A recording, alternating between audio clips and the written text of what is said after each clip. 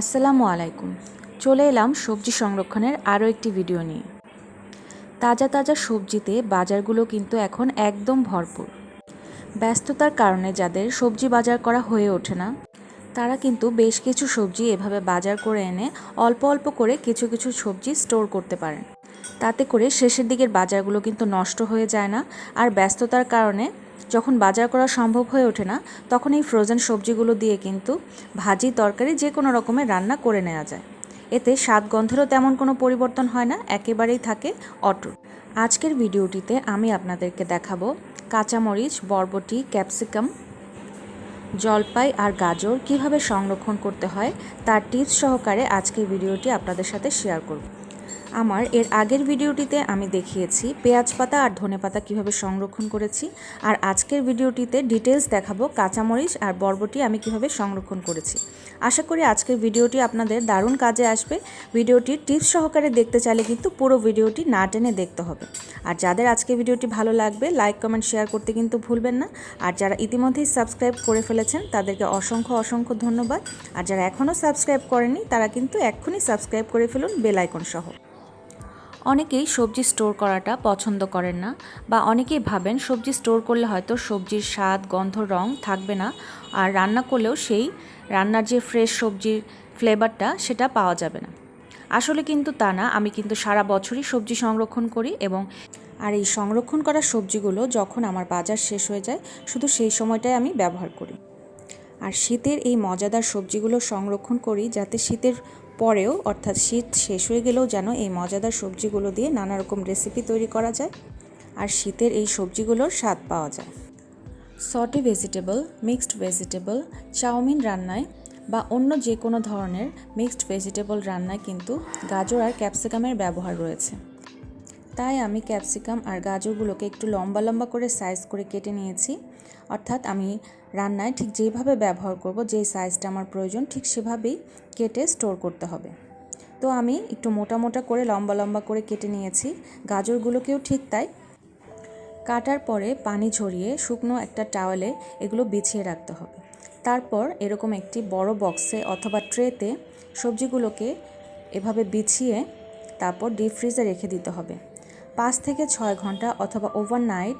ট্রেতে বা বক্সে সবজিগুলো থাকার পর এগুলো এরকম ফ্রোজেন হয়ে যাবে এবং শক্ত হয়ে যাবে। তারপর যে কোনো পলি ব্যাগে অথবা জিপলক ব্যাগে অথবা এরকম খোলামেলা বড় বক্সে আপনারা এই ধরনের সবজিগুলো স্টোর করতে পারেন।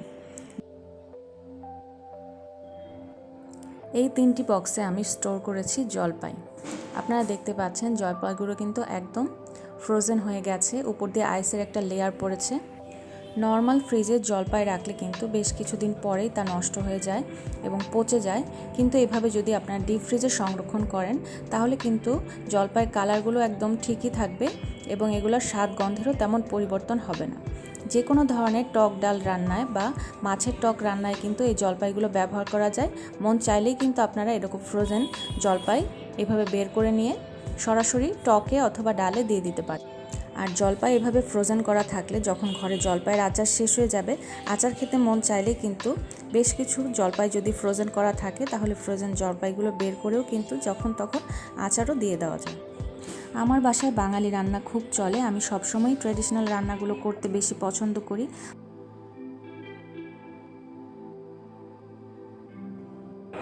পুরো শীত জুড়ে কিন্তু আমি সবজি সংরক্ষণ করি। এতে করে শীতের পরেও পরবর্তী 6 মাস আমি এই শীতের সবজির স্বাদ নেই। আপনারাও চাইলে আমার এই সবজি সংরক্ষণের ভিডিওগুলো দেখে আপনারা সবজি সংরক্ষণ করতে পারেন। এখন আমি আপনাদেরকে দেখাচ্ছি পুরো ডিটেলসভাবে আমি কিভাবে বরবটি সংরক্ষণ করি। তো বরবটিগুলোকে আমি আমার প্রয়োজন মতো সাইজ অনুযায়ী কেটে নিয়েছি। স্পেশালি আমি সটে ভেজিটেবল চাউমিন রান্নার জন্যই বরবটি সংরক্ষণ করি। তো প্রথমে আমি এইভাবে কেটে ধুয়ে নিয়েছি এবং শুকনো শুকনো করে নিয়েছি এই জালিটাতে রেখে। এখন আমি ট্রেতে বিছিয়ে দিচ্ছি, একটু খোলামেলা করে আমি ট্রেতে ছড়িয়ে দিচ্ছি। এতে করে আইসটা খুব সহজে হয়ে যাবে এবং একটার সাথে কিন্তু আরেকটা লেগে যাবে না। তো এখন আমি বেশি একটা বরবটি সংরক্ষণ করব না, যেহেতু এখন শীতের সিজন, এখন বাজারে সবসময় ফ্রেশ সবজি থাকবে। তো আমি অল্প অল্প করে সবজি সংরক্ষণ করছি। শীতের এই শুরুর সময়টা আমি সবজি সংরক্ষণ করি মেইনলি আমার ব্যস্ততার কারণে, যখন বাজার করা হয়ে ওঠে না, কিন্তু আমার সবজি তো খেতেই হবে, ভর্তা তো আমার খেতেই হবে, সেই কারণে মেইনলি আমার এই শীতের শুরুতে সবজি সংরক্ষণ করা। শীতের শেষের দিকে আমি যখন বেশি করে সবজি সংরক্ষণ করি সেটা হলো পরবর্তী সময়কার জন্য।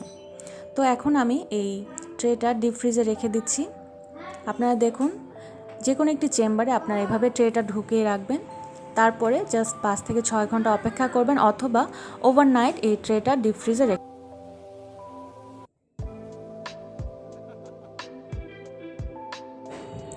আর এখন আমি নিয়ে নিয়েছি বেশ কিছু কাঁচামরিচ। তো কাঁচামরিচগুলোকে আমি ভালো করে ধুয়ে এভাবে জালিতে নিয়ে নিয়েছি যাতে অতিরিক্ত পানিগুলো ঝরে যায়। তো এখন আমি এরকম একটি লম্বা ট্রে নিয়ে নিয়েছি। এখন এই ট্রেতে আমি কাঁচামরিচগুলো বিছিয়ে দেব। এই বক্সে আমার আগের সংরক্ষণ করা কাঁচামরিচগুলো রয়েছে, আপনাদের দেখানোর জন্য আমি বক্সটা বের করে এনেছি। দেখুন, এগুলো কিন্তু একদমই ঝরঝরে, একটার সাথে আরেকটা কিন্তু লেগে যায়নি, এবং উপর দিয়ে একটি হালকা আইসের একটি লেয়ার রয়েছে। যেহেতু এটা আমি ডিপ ফ্রিজে রেখেছি, দেখুন এগুলোর কি অবস্থা।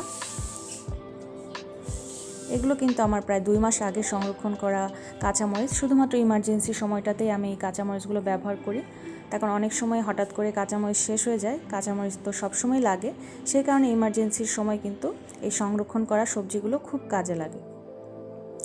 তো এখন আমি এই ট্রেতে কাঁচামরিচগুলো বিছিয়ে দিচ্ছি, একটু আলগা আলগা করে দিচ্ছি যাতে খুব একটার সাথে আরেকটা লেগে না যায়। আর লাগলেও সমস্যা নেই, ফ্রোজেন হওয়ার পর হাত দিয়ে একটু ছাড়িয়ে নিলে এগুলো সবগুলোই আলগা হয়ে যায়।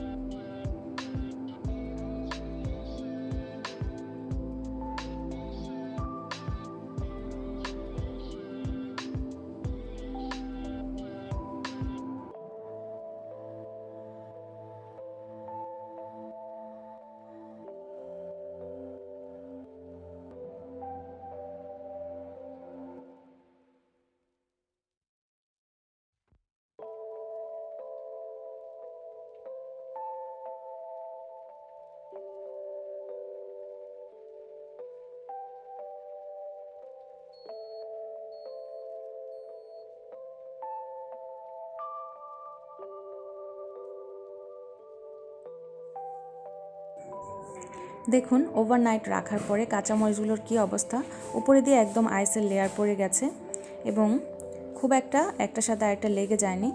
যেগুলো লেগে গেছে আমি হাত দিয়ে হালকা চাপ দিয়ে দিলে কিন্তু একটার সাথে আরেকটা ছেড়ে ছেড়ে যাচ্ছে।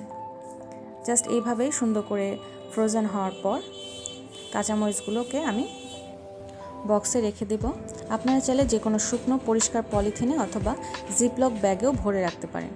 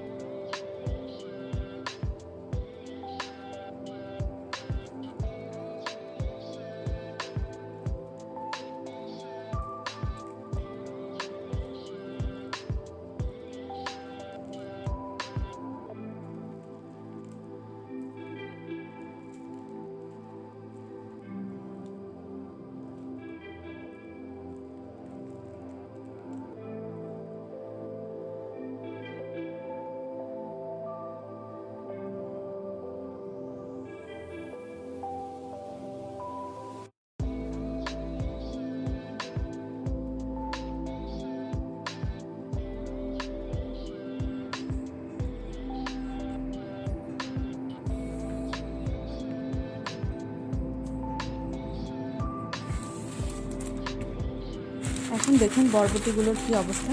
দেখুন বরবটিগুলো কিন্তু একদম ঝরঝরে রয়ে গেছে, কোনোটি একটার সাথে আরেকটা লাগেনি। ঠিক এই অবস্থাতেই দেরি না করে সাথে সাথে যে কোনো বক্সে ভরে ফেলতে হবে অথবা জিপলক ব্যাগে ভরে ফেলতে হবে।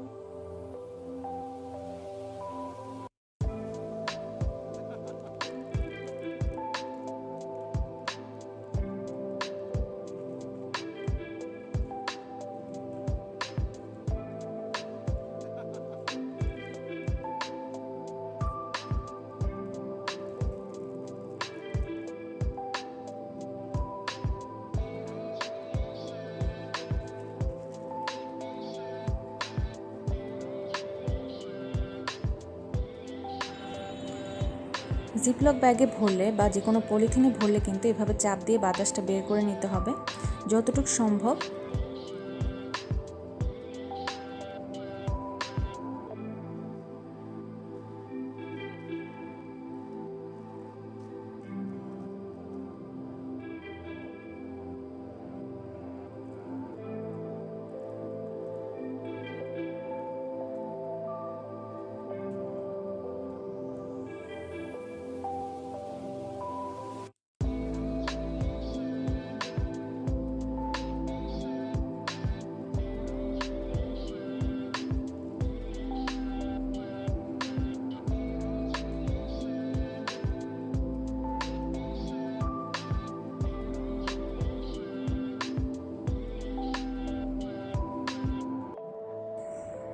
আশা করি আজকের ভিডিওটি আপনাদের ভালো লেগেছে।